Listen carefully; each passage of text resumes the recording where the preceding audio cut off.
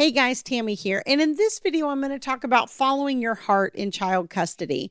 I think as parents, a lot of times we are trying to follow our heart, right? We're trying to do what we think is best for our children. We want to be parents. We want to be involved. And so we really are emotional around this, and rightfully so. And there's just most of the time I find in court that following your heart works against you, okay? Because the court is not coming at it from an emotional perspective.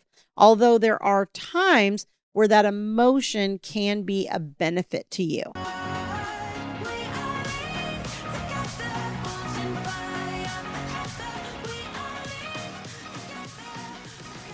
Let me just remind you, if you like this content and you find it helpful, don't forget to hit like on this video.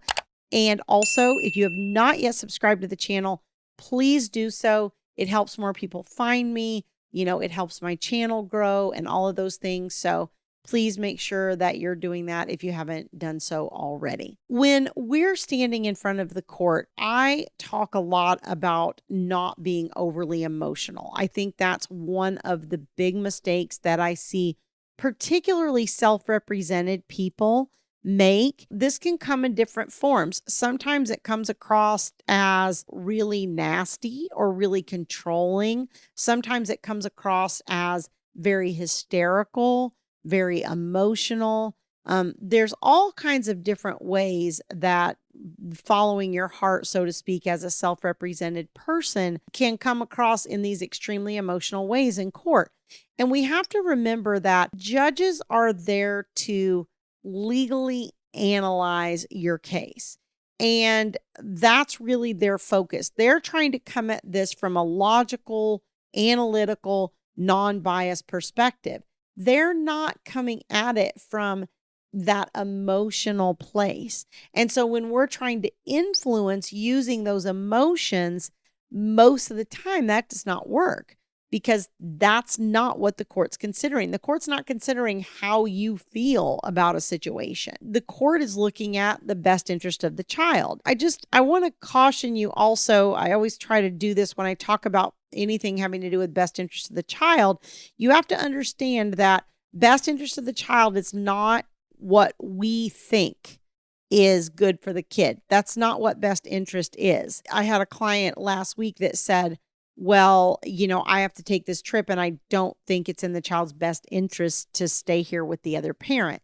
And I'm like, okay, you might not think, if you're saying it's not in the child's best interest, in your opinion, in like layman's terms, like it's not good for the child, I don't think it would be good for them, I think they'd be better off to go with me, that's fine. If you're trying to say it from a best interest perspective, like the legal definition, best interest is a legal definition that you can go out and look up in your state, and staying with one parent or the other while the other parent travels is not a part of it. Okay. So you have to make sure you're clear on what those types of factors are so that you can understand what is the judge considering. The judge isn't considering how upset you are by being away from the child half the time, or the court isn't considering how angry you are about the behavior of the other parent. None of those types of things are going to help you. And I think that's the possible pitfall that comes up when we start following our heart in a child custody situation. So really, you've got to step back. You've got to get logical. You've got to get analytical. You've got to educate yourself on the law in your state around these issues so that you can come at it from that perspective. And honestly, even if you have an attorney, that's the perspective the attorney's going to come at it from. So the more that you're feeding your attorney that type of concrete information that can be used, the better off you're going to be. The more you're using your attorney as a therapist, and you're complaining to the attorney about all the things the other parent has done and how it's unfair and it shouldn't be and blah, blah, blah, you are wasting valuable dollars. And I get a lot of people that contact me that are like, you know what, I'm 20, 30 grand in and I haven't even had my first hearing. And I wish I'd found you a year ago, because they've just spent a lot of the time complaining or figuring out how to communicate or figuring out things that really aren't even the legal aspect, although these things do have an impact on your case.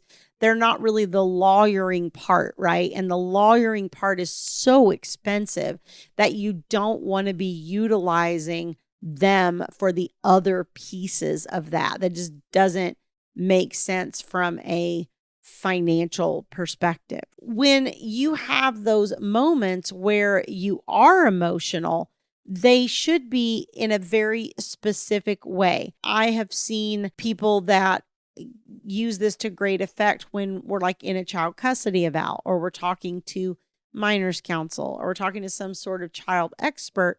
And maybe the other parent is like adamant that you not have as much parenting time or whatever. And when you go in and you have an attitude of like, look, I just want to be a parent to my child, to our child. I shouldn't say my, right? I always tell you guys that. Don't say my, say our. I just want to be a parent to our child. I just want time.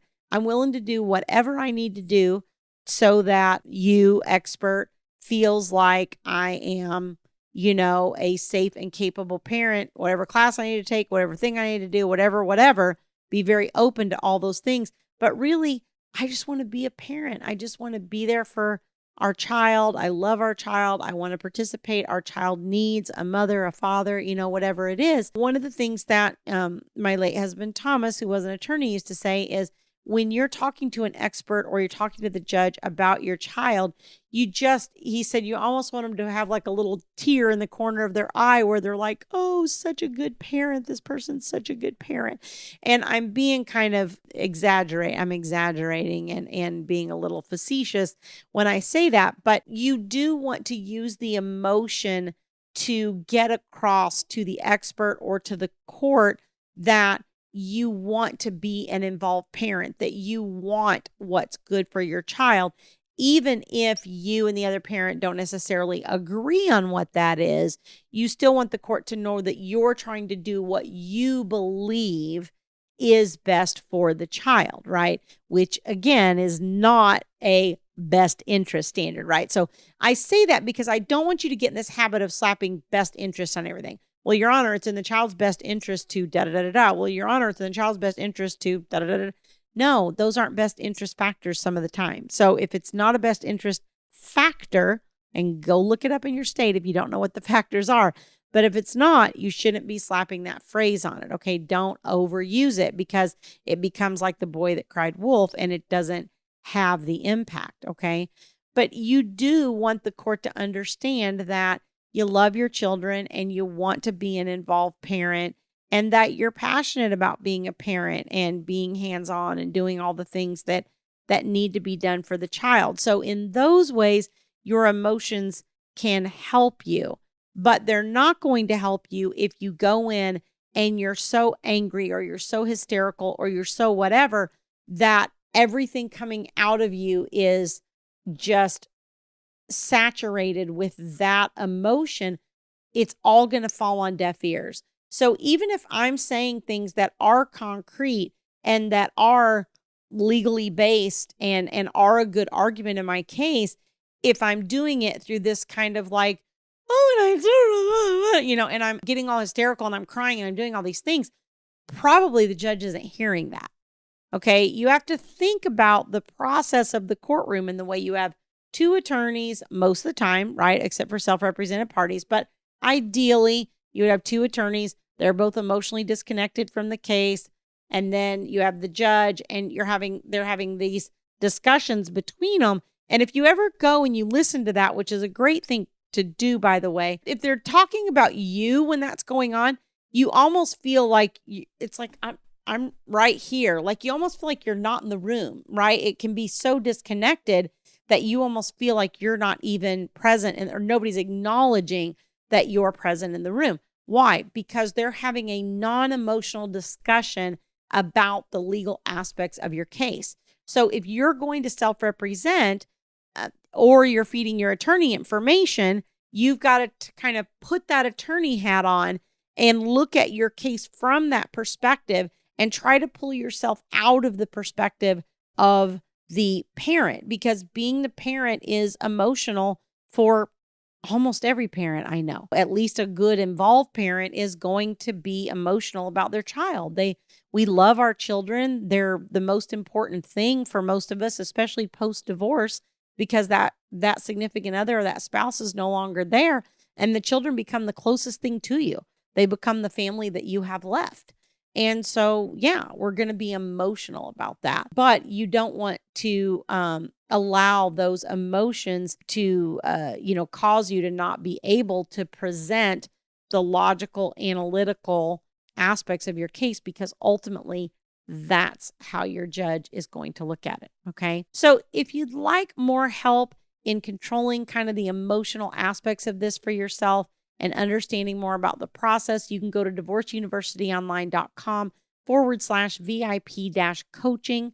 There is information on that page on my group coaching programs for moms and dads, as well as information about my premium one-on-one coaching services.